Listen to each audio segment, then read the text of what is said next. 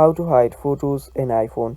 Hello guys, this is Atticus back with another tutorial video.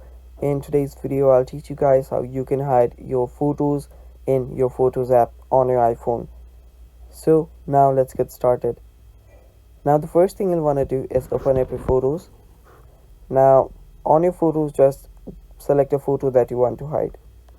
Tap on photos, and on the top right you will see three dots. Tap on it. After you tap on it, you will get different options. Now right there you will see hide option 2. If you tap on hide and confirm the hide, now your photo has been hidden. And yeah, that is basically it guys.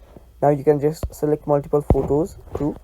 Select multiple photos and you can hide that all together too. Now to find the hidden photos, what you need to do is scroll down till you find utilities, and right there you will see the hidden folder.